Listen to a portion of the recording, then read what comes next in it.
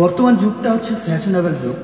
আর এই ফ্যাশনেবল যুগে কিছু মানুষ নিজের ফ্যাশন আর তার সাথে কিছু মানুষের ফ্যাশনকে এক করতে যাচ্ছে, এবং এক করতে গিয়ে দেখা যায় যে তাদের মিলছে না, এবং না মেলার ফলে দুজনের মধ্যে একটা সম্পর্কর দূরত্ব সৃষ্টি হয়ে যায়। এই সম্পর্কের দূরত্ব সৃষ্টি হওয়ার পেছনেও এই ফ্যাশনেবলটা কাজ করে। তো এই ফ্যাশনেবলটা কি, ধরুন আমার ভালো লাগা না লাগাটা তোমার উপরে আমি চাপিয়ে দিলাম, কিরকম লাগবে? তুমি রাত্রে ধরো ভাত খেতে ভালোবাসো না, তুমি রুটি খেতে ভালোবাসো, আমি ভাত খেতে ভালোবাসি, তো আমি তোমার উপরে চাপিয়ে দিলাম, না তোমার ভাতই খেতে হবে। আচ্ছা, এটার কোনো মানে হয় ভাই? আমারটা তোমার উপরে কেন চাপিয়ে দেবো? তোমার যেটা ভালো লাগে তুমি সেটা করো, আমার যেটা ভালো লাগে আমি সেটা করবো, ঠিক তাই না? কিন্তু না, সেটাই করতে হবে। আমার ভেজ খেতে ভালো লাগে, তোমার নন ভেজ খেতে ভালো লাগে, তো আমি ভেজ খাবো, তুমি নন ভেজ খাবো। কিন্তু সেটা নয়, ভালো লাগাটাকে তাদের উপরে চাপিয়ে দেওয়া, এই জিনিসটা একদমই ঠিক নয়। প্রত্যেকটা মানুষেরই নিজস্বতা আছে, প্রত্যেকটা মানুষেরই নিজের ভালো লাগা না লাগাটা আছে। তো কারো ভালো লাগা কারো না লাগাটাকে কারো উপরে চাপিয়ে দেওয়া, এটা একদমই উচিত নয়। তার ফলে কি হয়ে যায় যে তার মধ্যে একটা আছে যে তার যে ভালো লাগাগুলো, যে সমস্ত জিনিস, সেই সমস্ত জিনিসগুলো সে হারিয়ে ফেলে, কেননা অন্যের ভালো লাগাটাকে তার নিয়ে নিতে হয়। তো এইভাবে কি হয়ে যায়, এইভাবে একটা সময় গিয়ে যখন সে দেখে যে তার ভালো লাগা না লাগাগুলোকে তুমি নিচ্ছ না, তোমার ভালো লাগা না লাগা সবগুলো নিচ্ছে, এবার একটা সময় গিয়ে দুজনের মধ্যে দ্বন্দ্ব তৈরি হয়। আর তার ফলে একটা সম্পর্ক, সুন্দর সম্পর্কটাকে নষ্ট হয়ে যায়। দেখো, কেউ যদি তোমার ভালো লাগা না লাগাকে গ্রহণ করতে না পারে, তাহলে তুমি কেন করবে? তুমি কেন তার ভালো লাগা না লাগাটা করবে? তোমার যেটা ভালো লাগে তুমি সেটা করো, তোমার যেটা ভালো খেতে লাগে তুমি সেটাই খাও, আমার যেটা ভালো খেতে লাগে আমি সেটাই খাবো। এরকমটা যদি হতো না, এরকমটা না। আমার ভালো লাগে না যে বড় কোনো রেস্টুরেন্টে গিয়ে খেতে, কিন্তু আমাকে যেতে হবে। কেন? কারণ তার ভালো লাগে, সে বয়ফ্রেন্ড হোক গার্লফ্রেন্ড হোক, তার ভালো লাগে। এবার তার ভালো লাগাটাকে আমার জীবনের চরিত্রের সাথে মিলিয়ে নিতে হবে, তাহলেই তুমি তার কাছে ভালো থাকবে। তো এরকমটা প্রত্যেকেই চায় যে আমার ভালো লাগাটাকে, তার ভালো লাগা যদি সে আমার মতো করে আমার ভালো লাগা না লাগাটাকে সম্পূর্ণ নিয়ে নিতে পারত। কিন্তু আমি কি সেটা চাই যে তার কি ভালো লাগা আছে, তার কি ভালো না লাগার আছে? এটার মধ্যে একটা অ্যাডজাস্টমেন্ট আছে। যদি তুমি তার ভালো লাগা না লাগাটাকে নিতে পারো, তাহলে আমার ভালো লাগা না লাগাটাকেও সে দিতে পারবে। তো দুজনের ভালো লাগা না লাগার দুজনেরই নিতে হবে, তাহলেই সেই সম্পর্কটা হাসি খুশি থাকবে, কি তাই তো?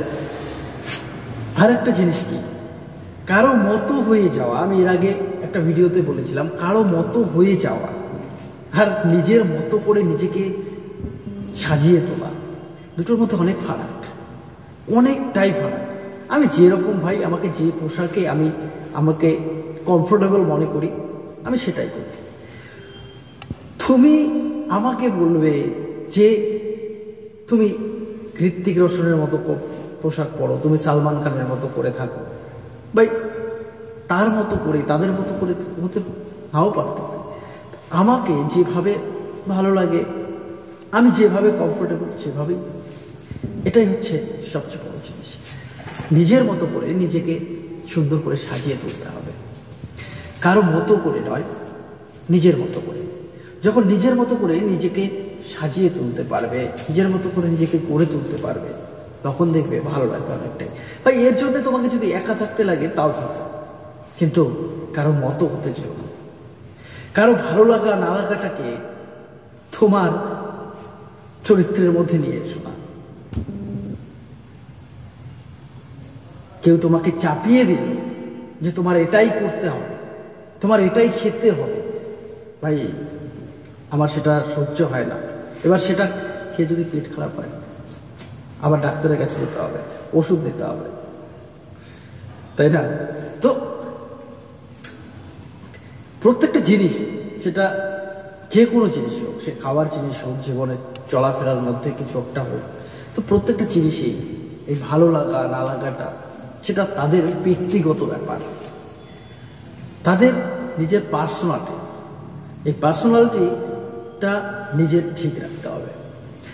আমার যেভাবে ভালো লাগে আমি সেভাবে চলবো, তোমার যেভাবে ভালো লাগে তুমি সেভাবে চলবে,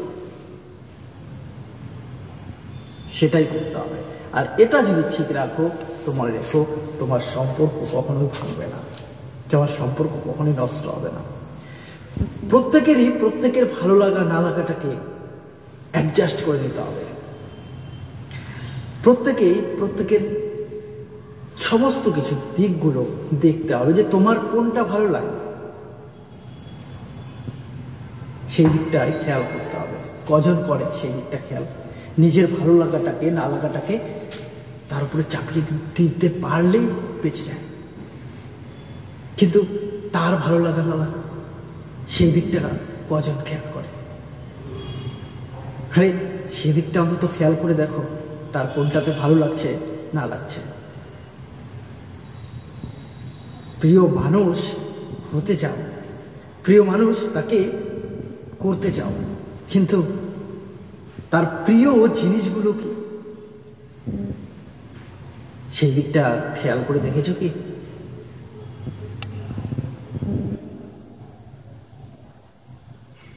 সেই দিকটা একবার খেয়াল করে দেখো। তার প্রিয় হতে চাইলে তার প্রিয় অভ্যাসগুলো, তার প্রিয় জিনিসগুলো, সেই দিকটাতে খেয়াল করো। শুধু আমি তোমার প্রিয় মানুষ হতে চাই বলে চিৎকার করে কোনো লাভ নেই, বা সবসময় তোমার ভালো লাগা না লাগাটাকে তার উপরে চাপিয়ে দিতে পারলে, যে আমি আমার ভালো লাগা না লাগাটাকে তার উপরে চাপিয়ে দিয়েছি, সে সবকিছু মেনে নিয়েছে, আমার প্রিয় মানুষ। আরে সে কেন মেনে নিল? সে এমনও তো হতে পারে তোমারকে ভালোবাসে বলে সে ধৈর্য সহকারে সেসব মেনে নিল। কদিন মেনে নেবে? 1 দিন, 2 দিন, 3 দিন, 4 দিন, তারপরে দেখবে সে একটা সময় ধৈর্য হারিয়ে ফেলবে, আর সে তোমার থেকে দূরে সরে যেতে থাকবে। কেন? কারণ সে যখন বুঝতে পারবে যে শুধু তারই ভালো লাগাটাকে সে সবসময় গুরুত্ব দেয়, আমার ভালো লাগা না লাগাটা তার কাছে কোনো কিছু যায় আসে না। আমি যদি নিতে পারি তার ভালো লাগা না লাগাটা, তাহলেই সে খুশি। কিন্তু তার ভালো লাগাটাকে, আমার ভালো লাগা না লাগাটাকে সে কখনোই খেয়াল করে না, তাহলে সেখানে কিন্তু প্রিয়তমা, ভালোবাসা কিচ্ছু থাকে না। তাই এই দিকগুলো খেয়াল করবে। তো চলো আজকের ভিডিওটা এখানে শেষ করছি। যদি ভালো লেগে থাকে তো একটা লাইক হয়ে যাবে, আর কমেন্ট করে দিও, শেয়ার করে দিও। তো চলো।